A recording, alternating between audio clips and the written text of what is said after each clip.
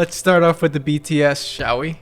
Warp stabilizer can't be used in speed and same clip. What's going on, guys? My name is Marlon Orellana. Thanks for tuning into the video. So you are wanting to know how to do some sick BTS. Oh shit. So you guys are wanting to know how to shoot an epic B-roll sequence. In this case, it's a food video. More specifically, it's a protein shake video that I made for my client UXO. John, the face of the brand, aka the head honcho, was kind enough to let me go into his home and shoot this B-roll sequence. So without further ado, let's go ahead and start looking at the B-roll. So let's start from the beginning.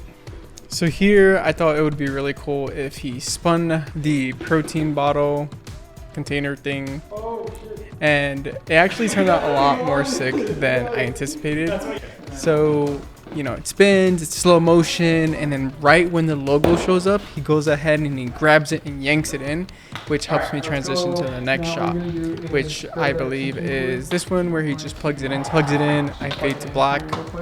So knowing that in advance, when I faded it to black, I went ahead and went underneath the counter, above the counter. One more. 1, 2, go. So here I thought it would be really sick if he peeled and I zoomed in by moving my body forward. Okay, peel, and as you peel, point it towards the camera. So then you're going to basically peel this way. And when I showed him this, he was like, oh shit, that's pretty sick. So well, to be honest, he was like, why are we doing this? Yeah. 1, 2, go. Oh, that was perfect. Okay. That's good? That was good. I was going in. Then I went ahead and was just like, you know what? Just for kicks, let's do something dynamic. Perfect. Okay. Yeah, that'll work. Oh, I missed that. I'm sorry. You missed it? I missed that. I'm sorry. That was perfect. It was actually perfect. Fuck. It came out a lot more sick than I thought it would. Oh, that looked kind of cool though. But we'll try it. Yeah, we'll try one more time just to see. Ready? All right, 1, 2, go. Oh! You missed it again? No, I think I got it. I don't know if I like the first one because the first one hit the rim. Yeah, the first one. I have an idea.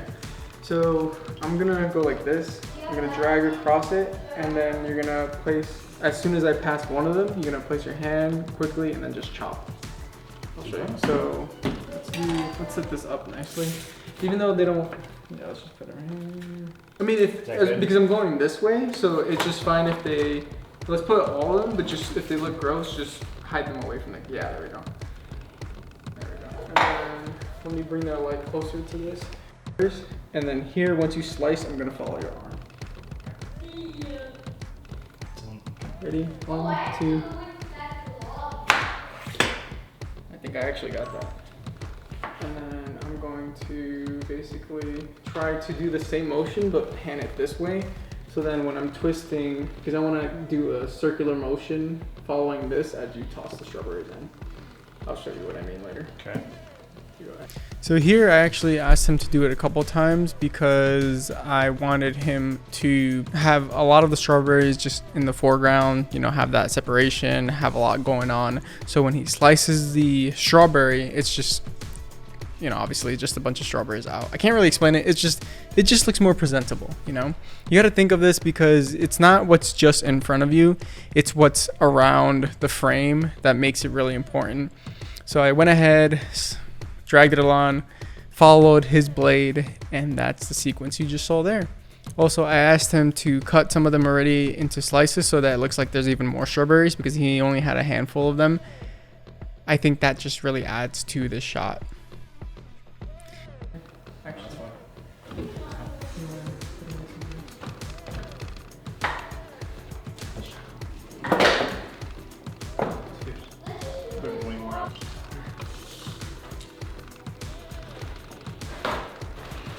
Excuse my dirty feet. Ignore that. Okay. Pressure. Hold on. Ignore that. He wiped it down afterwards. I apologize for that, but I do like to get all the unique angles that I can. Oh, that would have been good. Ready? 1, 2. You always gotta practice your shots because you never know what's gonna look like. So I always like to just go through the motion, and boom. That was so nice when, oh my god, the strawberries were falling. So some of them did get stuck on the cutting board, and I didn't think it would look good. But in the final product, you can't really tell that it got stuck there because I kind of just cut it right when it was finishing falling. There's the milk, which is self-explanatory. Yeah. He did do it a couple of times and he over poured, and that was my fault. Yeah, that was good. And then protein. And then protein. Always have an assistant to help you just in case you die. His daughter was helping me in the back, just holding on to me so I don't fall and bust my ass. Bring this back. Scoop and then pour it in. Here's the other thing is that when you're going through motions, it's best to just look at things from all angles. Just see what it looks like to you, see if it's gonna look good in the camera. Put the camera to your eye hole. Sometimes I do that, or I just look on the screen and just trace what I'm about to do, so then that way I can be like, you know what, let's just try this and see if it works out. If it doesn't, it doesn't. I think I got that. This is when I just poured, and it's just slow-mo, just looks like sand that's just falling into the blender. No, I did not get that. Wait, how does this turn on? right. I also do this a couple times just in case, you never know. Okay. So we want me just do it. So honestly, this last shot was pretty simple. All I did was just ask him to put his hand on the blender, and then I zoomed out with my body to show the product, which was the protein shake, which was the protein itself, along with him blending it. And then, yeah, that was pretty much it. Let me give you guys a word of advice. Don't be afraid to guide the model. I struggled with that for probably the longest time. That was the number one issue, is that I was always afraid to tell him what to do. And the moment that I broke that fear, I was like, look, they hired me to do this video.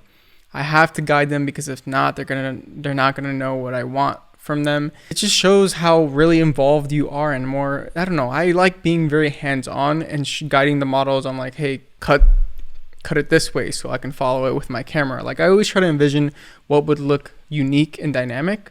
I don't want just a static shot of just holding my camera just all stiff and just be like, all right, go for it. You know, it just doesn't add to the video. Just don't be afraid. Don't be afraid to tell the model what to do. You're getting paid to do this. Or if you're doing it for free, that's the other thing, I guess, is that if you're doing it for free, you might be even more scared to tell them what to do, but you want to make the video look good. You want to add it to your portfolio. You want to be able to pitch it to clients. So you're going to just have to do it. Grow some balls. Anyways, guys, I hope you enjoyed that video. Please leave me a comment down below and let me know if you have any questions. I am definitely here for you. I hope you guys are staying safe. Thank you for watching the full video. This was honestly very fun. I'm glad I got to do this. So have a good one, guys. Again, ask me anything. Follow me on the gram. I didn't know what I just did with my fingers, so.